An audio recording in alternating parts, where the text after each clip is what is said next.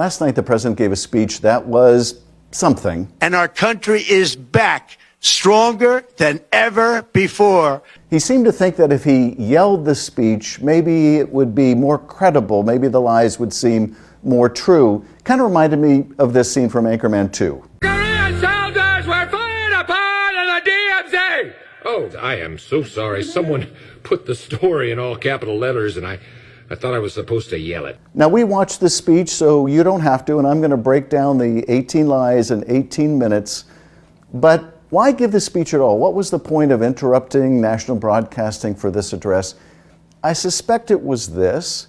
His team understands that the country is really souring on his economic policies, that tariffs are really making the cost of living so difficult for Americans that he seems oblivious, that when he gives rallies like he did in Pennsylvania a few days ago, where he's supposed to talk about affordability and stay on the script, he does anything but stay on the script. Instead, he calls it a hoax and a Democratic con job and all the rest of that. They use the word affordability, and that's their only word. They say affordability, and everyone says, oh, that must mean Trump has high prices. No, our prices are coming down. And the White House probably figured if we do an Oval Office address, he will have to read the teleprompter. But, you know, it didn't work out so well. In fact, it worked out a bit like this scene from Bruce Almighty. In other news, the Prime Minister of Sweden visited Washington today, and my tiny little nipples went to France. What did he just say? Check the prompter. Prompter's fine. Evan, read the copy, please. The copy's good. Just read it. The White House Reception Committee greeted the Prime Rib Roast Minister, and I do the cha-cha like a sissy girl. I like a do da cha-cha. So this was the typical Trumpian speech with all of its bravado and falsehood. We broke down 18 of the most serious lies in this 18-minute address. There were a lot of others, so it was not an easy decision to pick which ones. But let's start out with some of the most serious and most obvious. Number one, inflation is stopped. Inflation is stopped. False. Inflation has not been stopped. Inflation is roughly at the same point, around 3% it was on the day that Trump took office. So much for his promise to stop inflation on day one. Number two is Trump's claim that inflation was the worst ever when he took office. When I took office, inflation was the worst in 48 years, and some would say in the history of our country. But that, of course, is false. When he took office, inflation was about 3%. It was much higher in the 1970s and 1980s. Number three, that he's bringing down prices and bringing them down fast. I am bringing those high prices down and bringing them down very fast. Actually, many prices, including many grocery prices, most categories of groceries, are up, not down.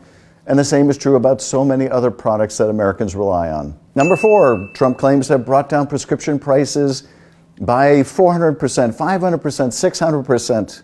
To slash prices on drugs and pharmaceuticals by as much as 400, 500, and even 600%. Need I say more about the falsehood of this, considering that, well, if you bring down prices 100%, you brought them down to zero. So unless you're getting paid to pick up your prescription drugs, I don't think he's brought them down 400, 500, or 600%. Number five, the price of a turkey was down 33% since Joe Biden. The price of a Thanksgiving turkey was down 33% compared to the Biden last year. Actually, the price of a wholesale turkey is up by 75 cents per pound. Number six, everything else, all these other prices are coming down. The price of eggs is down 82% since March, and everything else is falling rapidly. No, actually, housing prices are up, grocery prices are up, car prices are up, even the price of Donald Trump's ballroom is up. It's gone from $250 million to $400 million. Number seven, the president claims that he has received $18 trillion in new investment into the United States. I've secured a record-breaking $18 trillion of investment into the United States, which means jobs, wage increases, growth. Well, his own website makes clear that's false. His website claims that they've secured $9.6 trillion in investment. Well, even that is probably bogus, because about half of that are ambiguous claims of, promises of, hopes of investment from other countries. Number 8, the president claims to have given the largest tax cut in American history. Next year, you will also see the results of the largest tax cuts in American history. Well, first of all, the tax cut the Republicans passed basically benefits very wealthy people and large corporations. But number 2, it isn't the largest tax cut in history. That was under Ronald Reagan in 1981. Number 9, Trump claimed that as a result of his big ugly bill that seniors don't have to pay tax on Social Security. We wrapped 12 different bills up into one beautiful bill. That includes no tax on tips, no tax on overtime, and no tax on Social Security for our great seniors. That's simply not true. His big ugly bill did no such thing. In fact, many seniors, millions of seniors, pay tax on Social Security, and the deduction he's talking about expires in 2028 and doesn't cover a lot of Social Security recipients. Number 10, the president claimed that crime was at record levels in the tenure of his predecessor. Crime at record levels. Actually, crime was coming down in 2024 before Donald Trump took office, and the crime rates were much higher in the 70s, 80s, and 90s. Number 11, the president claimed that in the Biden administration, the words law enforcement were somehow prohibited. With law enforcement and words such as that just absolutely forbidden. That's, of course, a farce. In fact, the Biden administration invested about $15 billion in law enforcement and in violence and community-based prevention, something that the Trump administration has been cutting. Number 12, the president claimed that we were being invaded by an army of 25 million people. Our country was being invaded by an army of 25 million people. Well, I'm not sure where to begin with that one. There was no army invading us, and it certainly wasn't 25 million people. That's just a number pulled out of, well, wherever Trump pulled it out of. Number 13, Trump claims to have solved or stopped 8 wars in his 10 months in office. I've restored American strength, settled 8 wars in 10 months. Well, that 8 that he includes lists wars that are still going on. It lists wars that were not in fact wars. It lists wars that where the violence has resumed once again. So that number is a pure fiction, but it is a pure fiction designed, I guess, to earn him some kind of a Nobel Peace Prize. Apparently he's not particularly satisfied with the FIFA Soccer Peace Prize. Number 14, the president claims to have destroyed the Iranian nuclear threat. Destroyed the Iran nuclear threat. Yes, the Trump administration bombed some of Iran's nuclear facilities. What happened to all the enriched uranium? What is their capacity and timeline to reconstitute their nuclear program? And much as I wish it were the case, I don't think anyone believes the Iranian nuclear program was obliterated for all time, as the president appears to claim. Number 15, the president claims that he is standing up to powerful interests to reduce the cost of prescription drugs. In addition, I'm doing what no politician of either party has ever done, standing up to the special interests to dramatically reduce the price of prescription drugs.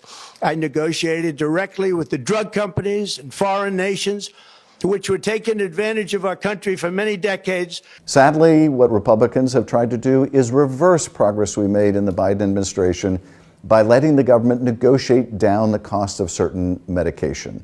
That is a practice the Trump administration has vigorously opposed. Number 16, the president repeats his oft-stated falsehood that somehow the tariffs he has imposed are being paid by other countries when they're being paid, well, by you.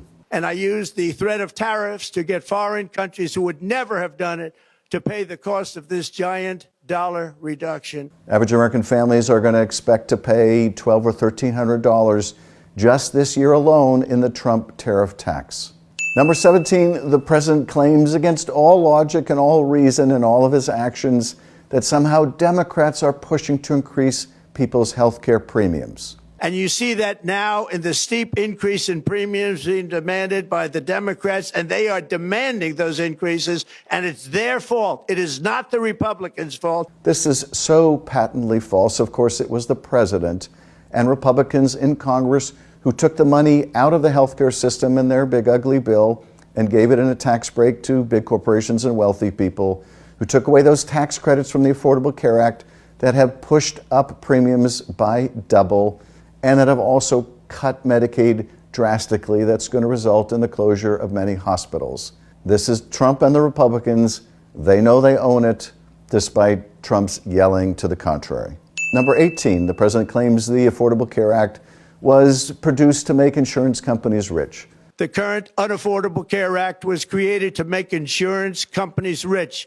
No, the Affordable Care Act was designed to help millions of people access health care, and it was successful.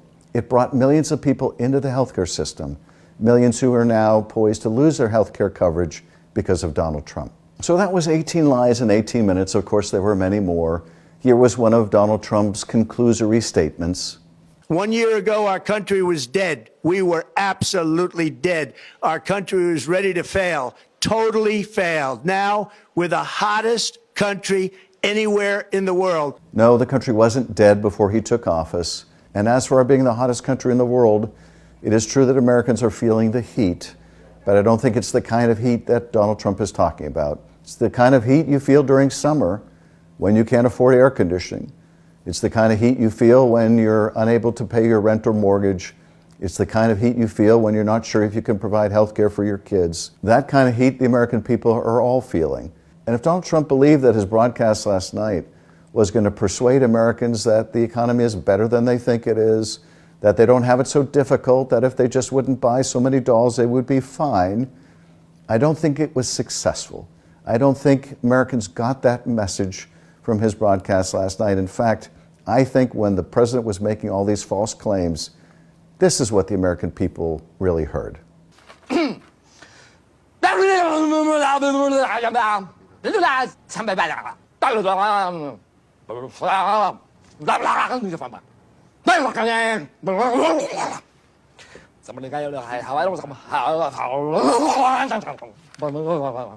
So thanks for watching tonight's video. We started doing these nightly videos as a way of identifying something really important that happened today or this week, what we should make of it, and how we can fight back. As you can see, I like to include movie clips. If you have any suggestions for other movie clips I should include in future videos, please share them with us. And thank you for following along.